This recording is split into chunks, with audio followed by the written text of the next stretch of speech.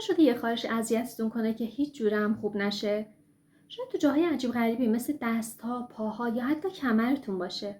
حالا اگه بهتون بگم که خارش در بعضی نقاط بدن میتونه نشونه یک مشکل خیلی جدی باشه، چیزی که اگه نادیده گرفته بشه حتی طول عمرتون رو هم کم میکنه، چی میگید؟ میدونم باور کردنش سخته، اما امروز میخوام 3 ناحیه خاص رو خدمتتون عرض کنم که خارش در این قسمت ها میتونه نشونگر یک مشکل خیلی جدی باشه. مطمئن باشید که یه خارش ساده میتونه نشونگر یک مشکل سلامتی براتون باشه که اصلا بهش فکرش هم نمیکنید. تا آخر ویدیو با من همراه باشید. میخوام یک درمان گیاهی فوق‌العاده خدمتتون عرض کنم که قرن‌هاست ازش استفاده میکنن و به طور کاملا طبیعی به کاهش التهاب و دردهای شما کمک میکنه.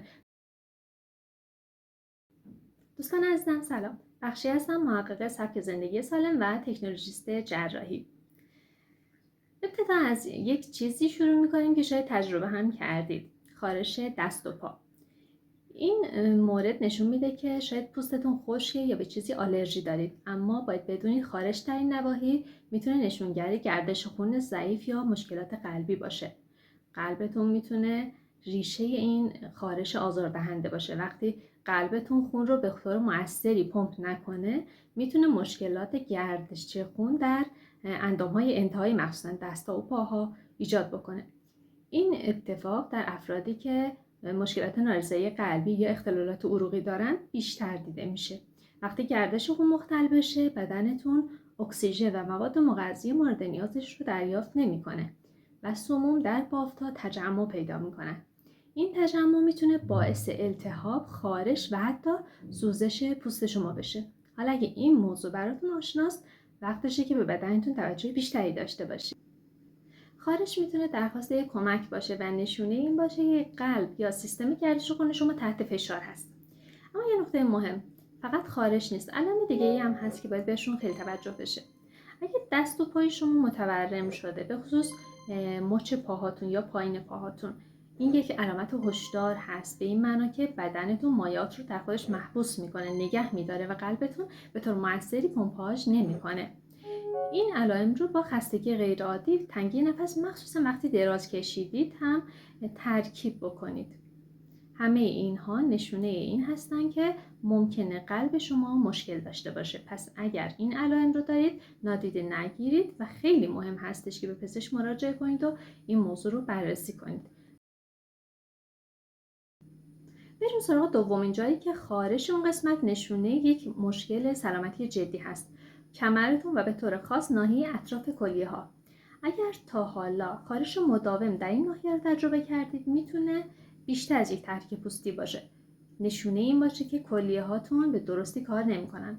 کلیه ها نقش حیاتی در تصفیه سموم و دفع مواد زاید دارن. وقتی کلیه ها اونطور که باید کار نکنن، چه به خاطر بیماری های مزمن کلیوی باشه یا مشکلات کلیوی دیگه، سموم در بدنتون انباشته میشه، جمع میشه و یکی از راههایی که این موضوع رو نشون میده خارش هست.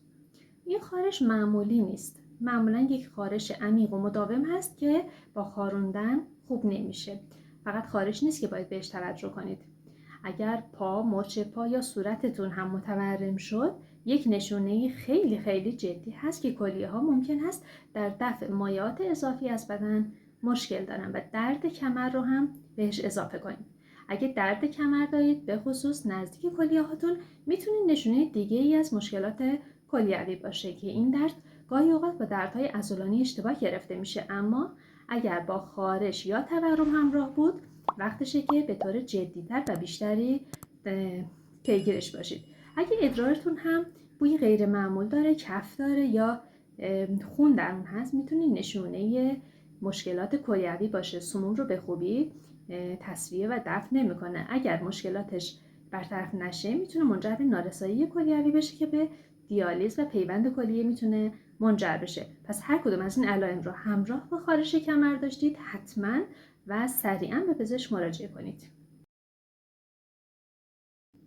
حالا بریم سراغ سومین ناحیه‌ای که خارش اون میتونه نشونگر یک بیماری خیلی خطرناک باشه: گردن یا صورتتون. اگر خارش آزاردهنده‌ای در این قسمت‌ها دارید که خوب نمیشه، میتونه نشونه این باشه که کبدتون آلارم میده، یه چیزی درست نیست. کبد اصلی ترین عضو سم‌زدایی بدن هست. مواد مضر رو از خون تصفیه میکنه و همه چیز رو متعادل نگه میداره. اما وقتی کبد درست کار نکنه، به خاطر بیماری‌های مثل هپاتیت، سیروس یا کبد چرب، سموم در بدن جمع میشن و یکی از راه‌هایی که بدن ممکنه واکنش رو بروز بده همین خارش هست. این نوع خارش معمولا شدید هست و انگار از عمق پوست میاد. شاید در نواحی حساسی مثل گردن و صورت بیشتر احساسش بکنید، اما این هم همه ماجرا نیست. اگه کبدتون مشکل داره، شاید علائم دیگه‌ای رو هم بروز بده، مثل زردی که باعث زرد شدن پوست و سفیده چشماتون میشه. این اتفاق میفته چرا؟ چون کبدتون نمیتونه مواد سمی رو از بدن دفع کنه، مخصوصا بیلیروبین رو، و این ماده در بدنتون جمع میشه. از علائم هشدار دهنده دیگه خستگی هست. این نوع خستگی که با خوابیدن برطرف نمیشه و درد و ناراحتی در سمت راست بالای شکم که کبد قرار داره هم وجود داره و این علائم رو همراه با خارش دارید، حتما باید کبدتون رو چک کنید. بیماری کبدی میتونه خیلی جدی باشه و خطرناک. اگه درمان نشه میتونه به نارسایی کبدی منجر بشه که خطرناک هست. اما خبر خوب این که با تشخیص زود هنگام و تغییر سبک زندگی بیشتر مواقع میشه مشکلات کبدی رو برطرف کرد. حالا که در مورد 3 تا ناحیه که خارش در این نواحی میتونه نشونگر مشکلات جدی سلامت باشه صحبت کردیم، بیاید یه درمان گیاهی خیلی قوی رو بهتون معرفی کنم که میتونید برای کاهش درد و التهاب به خصوص در مفاصل و عضلات استفاده کنید. اما قبل از اینکه این درمان رو خدمتتون عرض کنم، لطفاً لایک و سابسکرایب کنید، ما رو به دوستانتون معرفی کنید تا پستمون برای افراد بیشتری نشون داده بشه. یه دستور ساده اما فوق‌العاده موثر که قرن‌هاست داره استفاده میشه: عرقیات رزماری و الکل. رزماری به خاطر خاصیت ضد التهابی و مسکن و آنتی اکسیدانش بسیار موثر هست و قرن‌هاست که برای تسکین دردهای عضلانی، بهبود گردش خون و کاهش التهاب ازش استفاده میشه. شما به 1 لیوان رزماری تازه یا نیم لیوان رزماری خشک و 1 لیتر الکل طبی احتیاج دارید. طرز تهیه‌اش به این شکله که رزماری رو داخل شیشه تمیز و خشک بریزید، الکل رو بهش اضافه کنید تا کاملا پوشیده بشه و درب شیشه رو میبندید. اجازه میدید مخلوط به مدت 7 روز در یک جای خشک و خنک و تاریک قرار بگیره. حتما روزی 1 بار تکون بده شیشه رو تا به آزاد شدن ترکیبات فعال رزماری در سر الکل کمک بکنه. بعد از 7 روز محلول رو صاف کنید، داخل یک بطری شیشه‌ای تیره قرار بدید و برای استفاده از اون چند قطره رو روی نواحی آسیب دیده، زانو، مچ دست، کمرتون یا گردنتون بریزید و به آرامی ماساژ بدید. این کار رو 2 تا 3 بار در روز انجام بدید. بعد از هر فعالیتی که ممکنه دردتون رو بیشتر بکنه، مثلا اگه قبل از خواب انجام بدید بهتر هست. تقریبا بلافاصله تسکین و آرام بخشش رو احساس خواهید کرد و به مدت چند روز این کار رو انجام بدید. به طور خیلی موثری دردهای شما رو کاهش خواهد داد.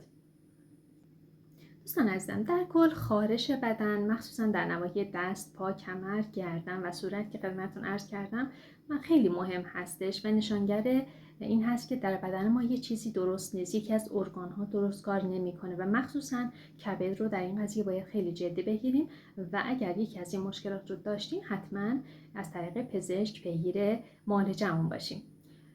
ممنونم از اینکه تا پایان ویدیو همراه هم بودید. لطفاً با لایک و سابسکرایبتون ما رو حمایت کنید و دوستانتون معرفی کنید. مواظب سلامتیتون باشید. خدا نگهدار.